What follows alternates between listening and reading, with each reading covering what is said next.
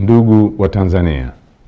naitwa Kanali Bernard Masala Mlunga, kaimu mkurugenzi wa habari na uhusiano, Jeshi la Ulinzi la Wananchi wa Tanzania. Jeshi la Ulinzi la Wananchi wa Tanzania linautaarifu umma wa Watanzania kuwa linaendelea kufuatilia kwa karibu na kutathmini hali ya ulinzi na usalama nchini katika kipindi hiki cha kuelekea uchaguzi mkuu unaotarajia kufanyika tarehe 28 na tarehe 29 mwezi Oktoba mwaka 2025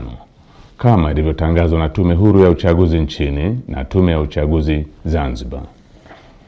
Kwa ujumla, Jeshi la Ulinzi la Wananchi wa Tanzania linaridhishwa na hali ya usalama iliyopo nchini katika kipindi hiki ambacho vyama vya siasa vinaendesha kampeni zao kwa kuzingatia matakwa ya kisheria, kuheshimiana na kuvumiliana kunakooneshwa kupitia kwa wagombea wao wa ngazi za urais,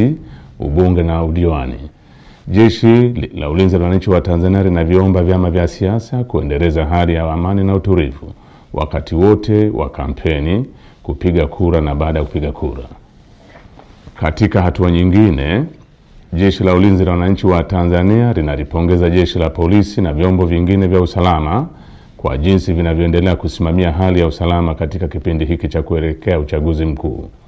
Aidha, jeshi linawapongeza wananchi kwa kuendelea kutumia haki yao ya msingi ya kushiriki kwa amani na utulivu katika kusikiliza sera za vyama mbalimbali kupitia mikutano ya hadhara inayoendelea kufanywa na vyama vinavyoshiriki uchaguzi mkuu kwa ngazi mbalimbali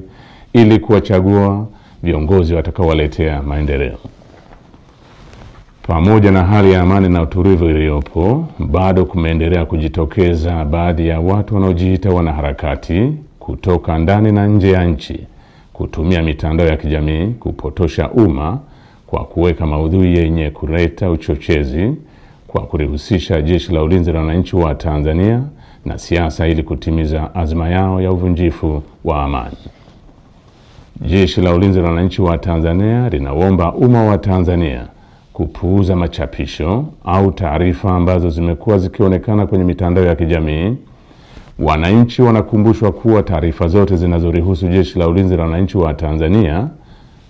zitatolewa na makao makuu ya jeshi kwa utaratibu rasmi na mawasiliano ya Jeshi la Ulinzi la Wananchi wa Tanzania na umma.